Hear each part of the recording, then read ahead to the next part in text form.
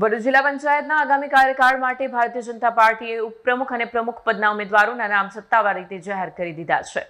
ભરૂચ જિલ્લા પંચાયતના આગામી ટર્મ માટે પ્રમુખ અને ઉપપ્રમુખ પદના ઉમેદવારોની સત્તાવાર જાહેરાત ભારતીય જનતા પાર્ટી દ્વારા કરવામાં આવી છે। ભાજપના પ્રદેશ મોવડી મંડળ તરફથી પ્રાપ્ત થયેલા મેન્ડેટના આધારે પક્ષે પ્રમુખ પદ માટે ડિમ્પલબેન વિક્રમસિંહ રાજ અને ઉપપ્રમુખ પદ માટે અજીતભાઈ ચીમનભાઈ વસાવાના નામોને મંજૂરી આપી છે।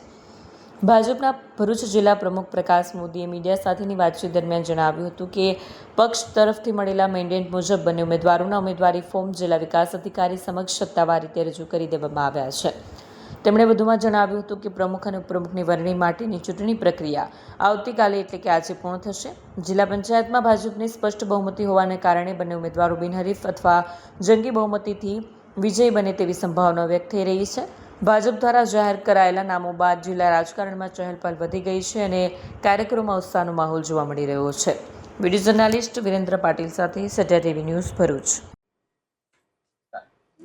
ભરૂચ જિલ્લા પંચાયતની સીટ માટેના પ્રમુખ તરીકે ડિમ્પલબેન વિક્રમસિંહ રાજ અને ઉપપ્રમુખ તરીકે અજીતભાઈ ચીમનભાઈ વસાવા પાર્ટી તરફથી જે મેન્ડેટ આવેલો છે એ પ્રમાણે આ બંનેની ઉમેદવારી માટેના આજે ફોર્મ ભરી અને જિલ્લા વિકાસ અધિકારી શ્રી સમક્ષ પાર્ટી તરફથી અમે પ્રસ્તુત કરેલા છે અને આવતીકાલે એમની જે ચૂંટણીની પ્રક્રિયા છે એ કાલે સંપન્ન થશે।